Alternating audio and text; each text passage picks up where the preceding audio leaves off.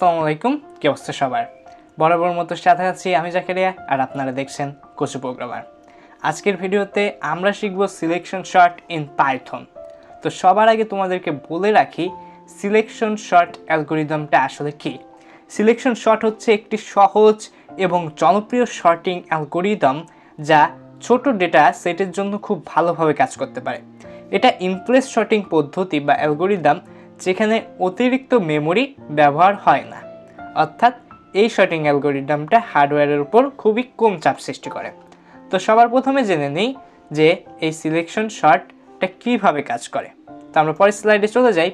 এইখানে selection short প্রথমে কি করে, যে কোনো লিস্টের মধ্যে থেকে সবচেয়ে প্রথমে যেটা থাকে এলিমেন্ট, ধরো এখানে সবচেয়ে প্রথমে আছে কি 5, এই 5কে ধরে নেয় সবচেয়ে লিস্টের সবচেয়ে ছোট এলিমেন্ট বা উপাদান হিসেবে সে ধরে নেয়। এরপরে এই 5-এর সাথে সবগুলোকে সেই পাশে যা আছে, এই যে এই দিকে 5-এর পরে যা আছে সবগুলোকে কম্পেয়ার করে সবচেয়ে ছোট এলিমেন্টটাকে সে খুঁজে বের করে। এখন 5-এর থেকে সবচেয়ে ছোট এলিমেন্ট এখানে কি হয়, এক এক করে প্রথমে এই 3-এর সাথে কম্পেয়ার করে, পরে 8-এর সাথে কম্পেয়ার করে, তারপর 7-এর সাথে কম্পেয়ার করে, তারপর কম্পেয়ার করে 2-এর সাথে। এইগুলোর সাথে কম্পেয়ার করে যেটাকে 5-এর থেকে সবচেয়ে বেশি ছোট মনে হয় সেটার সাথে জায়গা সোয়াপ করে। এখানে সবচেয়ে ছোট আছে 2, তাহলে 2-এর সাথে 5 জায়গা সোয়াপ করে নেবে। তাহলে করে নিল, তারপরে দেখতেই পাচ্ছি এখানে 2 চলে আসছে আর এই পাশে 5 চলে আসছে। এখন একটা জিনিস লক্ষ্য করো, এইবার 2কে কিন্তু একবার সে এই পাশ থেকে এই পাশে নিয়ে চলে আসছে, তার মানে 2কে আর সে হাত দেবে না 2-এর গায়ে। পরের বার তার কাছে সে পরের এলিমেন্ট থেকে সবচেয়ে ছোট এলিমেন্ট হিসেবে ধরা শুরু করবে। এবার সবচেয়ে ছোট এলিমেন্ট বা মেইন ভ্যালু হিসেবে ধরলো তোমার 3কে ধরার পর 3-এর এই পাশে যত যা আছে সব কিছুকে সে দেখলো যে 3-এর থেকে ছোট আর কিছু আছে কিনা। তো 3-এর থেকে ছোট আর কিছু নাই, তাই সে জায়গা সোয়াপ করলো না, সে চলে গেল নিজের মতো করে। এরপরে সে কী করলো, এই 8টাকে তার সবচেয়ে মেইন ভ্যালু বা সবচেয়ে ছোট উপাদান হিসেবে ধরে নিল। আর 2 আর 3-এর দিকে সে কিন্তু আর ফিরেও তাকাবে না, কারণ 2 আর 3কে সে ধরে নিছে এগুলো শর্টেড হয়ে গেছে, আর এই পাশে যা আছে সব আনশর্টেড। তো আমার যত কাজ করতে হবে এই পাশ নিয়ে করতে হবে, তাই সে শুধু 8 থেকে শুরু করলো এবং 8-এর পারে 8-এর সাথে প্লাস দিয়ে ইন্ডেক্স নাম্বারে এই যে 3টা আছে এই 3টার সাথে তুলনা করলো যে 8-এর থেকে সবচেয়ে ছোট কোনটা। তো 8-এর থেকে সবচেয়ে ছোট হচ্ছে 5, তো 5কে 8-এর জায়গায় আর 8কে 5-এর জায়গায় কনভার্ট হয়ে গেল। এরপরের বার সে 6কে ধরে নিল মিন ভ্যালু হিসেবে ধরলে পারে কি থাকলো বাকি 7 আর 8। এই 7 আর 8 হলো তোমার, এবার কম্পেয়ার করে দেখলো না 6-এর থেকে ছোট কিছু নাই। তারপর আবার সে একই নিয়মে 7কে ধরলো, 8কে দেখলো যে 8 7-এর থেকে ছোট না বড়, তো এখানেও 8 যেহেতু বড় তাই আর তেমন কিছু হলো না। তার মানে দেখো আমাদের পুরো যে লিস্টটা সেটা কিন্তু সাজানো হয়ে গেছে। এটা আমরা যে গতদিন বাবল শট শিখছিলাম সেই বাবল শটের থেকে কম মেমোরি খরচ করেই আমাদের কাজটা করে দিতে পারলো। তো এখন আমরা কোডের মাধ্যমে পুরো জিনিসটা বোঝার চেষ্টা করব। তার আগে তোমাদের জন্য একটা বিশেষ ঘটনা, সেটা হচ্ছে আমাদের কোচু প্রোগ্রামারের জন্য কোচু প্রোগ্রামার কমিউনিটি নামে ফেসবুকে একটা পাবলিক গ্রুপ ক্রিয়েট করা হয়েছে। যে গ্রুপটাতে যারা জয়েন হবা তারা যা যা শিখছো সে সব কিছু নিয়ে যদি কোনো সমস্যা থেকে থাকে তাহলে সেই সমস্যা শেয়ার করতে পারবা। পাশাপাশি যদি তোমার মনে বিশেষ বা অ্যাডভান্স কিছু শেখার ইচ্ছা জাগে সেটাও জানাইতে পারবা এই গ্রুপে। এছাড়াও নিজেরাই নিজেদের সমস্যা সমাধান করার চেষ্টা করতে পারবা। তো এখনই জয়েন হয়ে নাও কোচু প্রোগ্রামার কমিউনিটি নামের ফেসবুক গ্রুপে, লিঙ্ক দেওয়া আছে আমাদের চ্যানেলের ডেসক্রিপশন। চলো আমরা কোড করে পুরো জিনিসটা বুঝে নিই। তার আগে তোমাদেরকে আরও একটা জিনিস স্মরণ করিয়ে দিই, সেটা হলো আজকের এই ভিডিওতে আমি যা যা শিখিয়েছি তার উপর সম্পূর্ণ একটা ব্লগ রয়েছে আমাদের kochuprogrammar.blogspot.com-এ। লিঙ্কটা স্ক্রিনে শো করতেছে, তোমরা ভিজিট করতে পারো, গুগল সার্চ করলেই পেয়ে যাবা।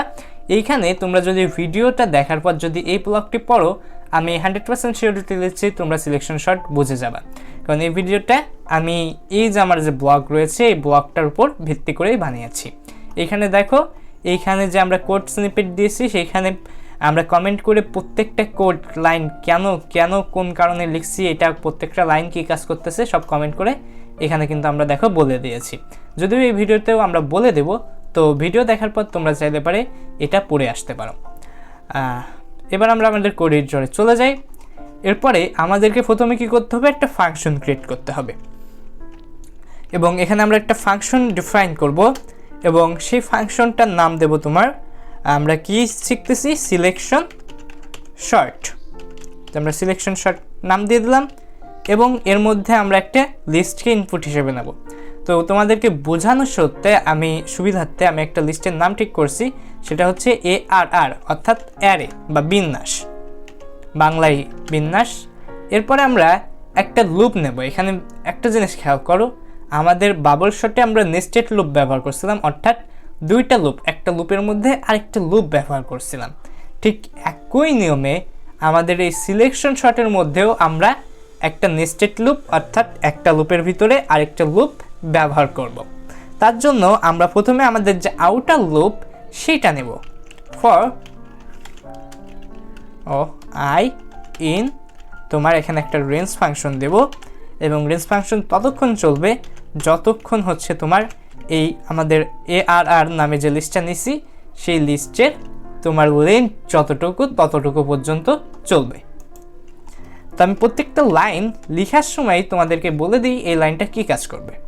খেয়াল করে শোনো, এইখানে এই লাইনটা কেন নিলাম, এই আউটার লুপটা লিস্টের প্রত্যেকটা এলিমেন্টের জন্য রান করব আমরা, মানে লিস্টের মধ্যে যতগুলো এলিমেন্ট থাকবে সবগুলোর জন্য এই লুপটা রান হবে।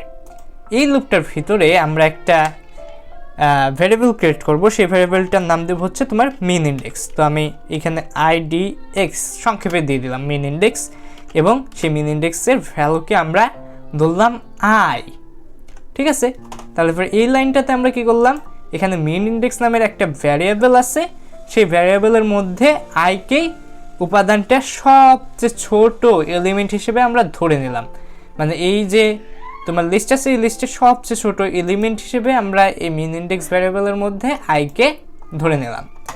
অ্যান্ড দেন আমরা জাস্ট এরপরে আমাদের যে ইনার লুপ থাকবে নেস্টেড লুপের, সেই ইনার লুপটাকে লিখে ফেলবো।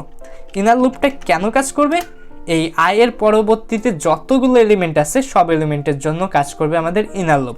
তো ইনার লুপের লুপ ভ্যারিয়েবলের নাম আমরা দিলাম যে তুমি যে কোনো কিছুই দিতে পারো, এখানে ধরাবান্ধা কোনো নিয়ম নাই।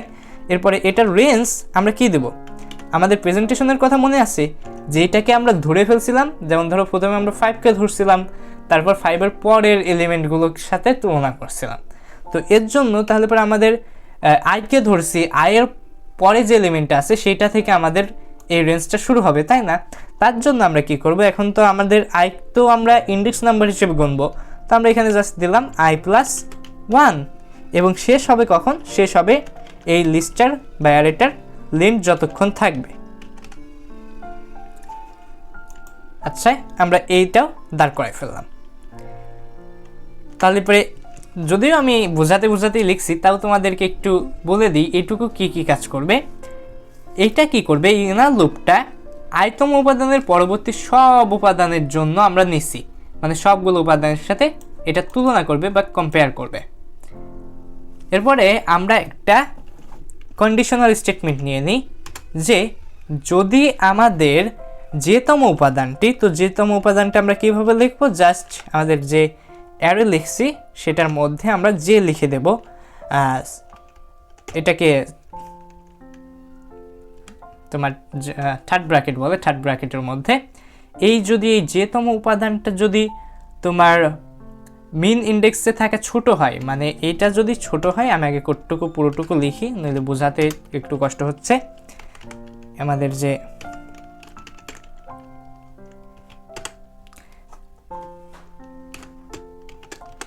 তারপরে এখানে আমরা বললাম কি, যদি আমাদের এই যেতম উপাদানটি ছোট হয় আমাদের মিন ইন্ডেক্সে থাকা উপাদানের থেকে, তাহলে পরে আমরা কি করব, এই মিন ইন্ডেক্সের ভিতরে যে মানটা ছিল এই মানটাকে আরামসে আমরা আপডেট করে ফেলব।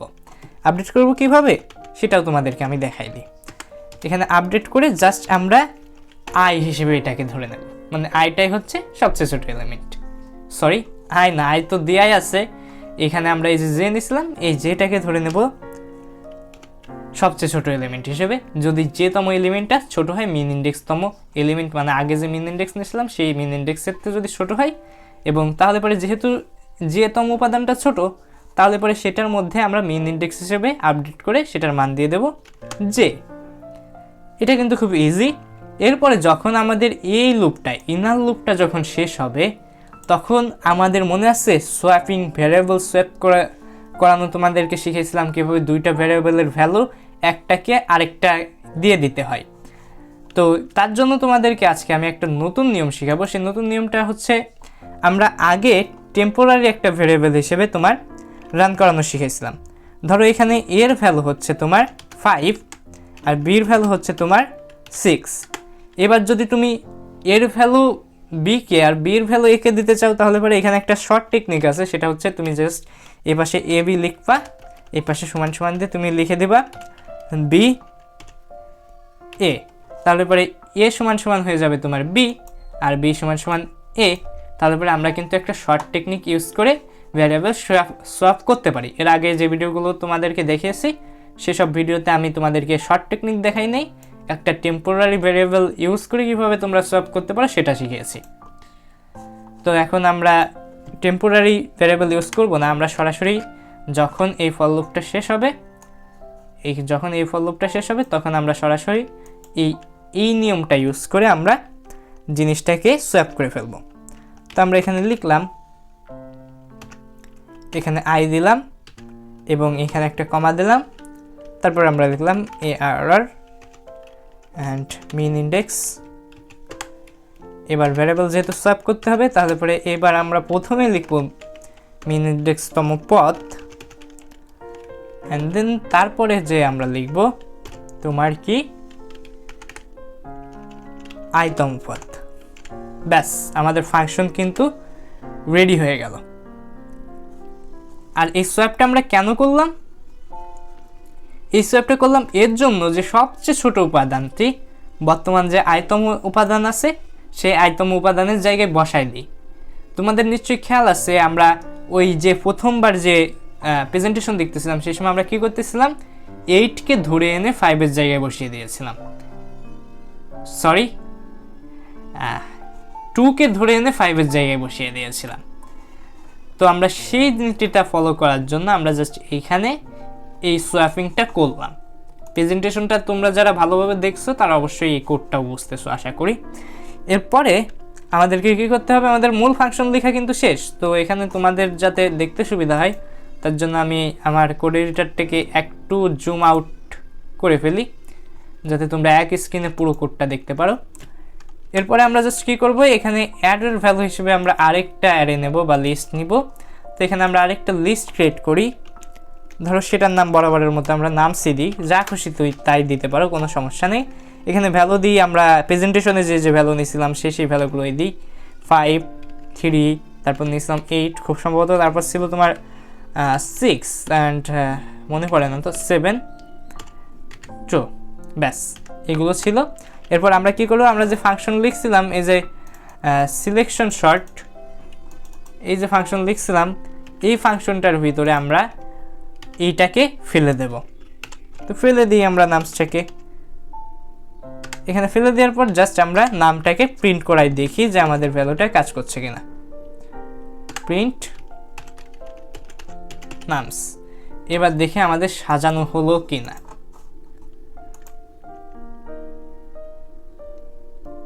এই দেখো, সরি এখানে এরা দেখাচ্ছে আমরা 9 নাম্বার লাইনে কিছু বাক করছি, তো আমি একটু দেখে নিই। আমি খুবই দুঃখিত, তাড়াহুড়োর মাথায় আমরা এখানে কি করছি, এই যে 7-এর পর এখানে দিয়েছিলাম 2-3টা করে, তোমরা ভিডিওটা ব্যাক করে দেখে আসতে পারো।